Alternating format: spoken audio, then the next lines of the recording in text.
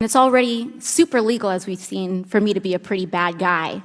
So it's even easier for the President of the United States to be one, I would assume. That's right. Thank you very much. Let's play a lightning round game. I'm going to be the bad guy, which I'm sure half the room would agree with anyway. And I want to get away with as much bad things as possible, ideally to enrich myself and advance my interest, even if that means putting my interests ahead of the American people. I have enlisted all of you as my co-conspirators, so you're going to help me legally get away with all of this. So, Mrs. Hobart Flynn, I want to run. If I want to run a campaign that is entirely funded by corporate political action committees, is there anything that legally prevents me from doing that? No. Okay, so there's nothing stopping me from being entirely funded by corporate PACs, say from the fossil fuel industry, the healthcare industry, big pharma. I'm entirely 100% lobbyist PAC funded. Okay, so let's say I'm a really, really bad guy, and let's say I have some skeletons in my closet that I need to cover up so that I can get elected.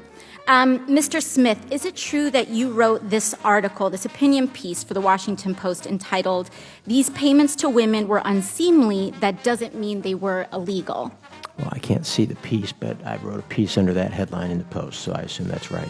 Okay, great. So, green light for hush money. I can do all sorts of terrible things. It's totally legal right now for me to pay people off. And that is considered speech. That money is considered speech. So I use my special interest dark money funded campaign to pay off folks that I need to pay off and get elected. So now I'm elected, now I'm in. I've got the power to draft, lobby, and shape the laws that govern the United States of America.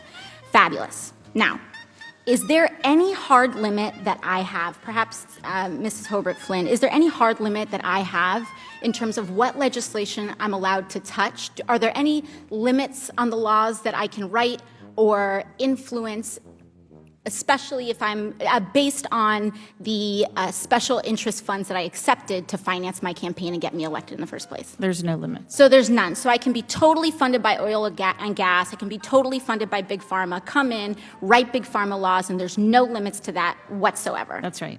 Okay, so awesome. Now, Mr. Mirabani, the last thing I want to do is get rich with as little work possible. That's really what I'm trying to do as the bad guy, right?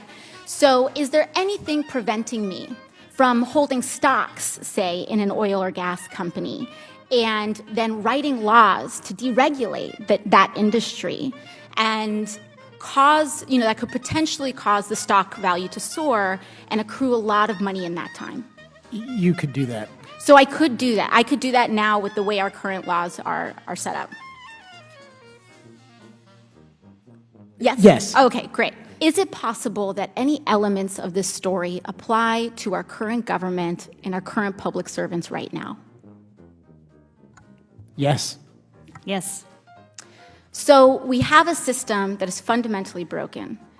We have these influences existing in this body, which means that these influences are here in this committee shaping the questions that are being asked of you all right now.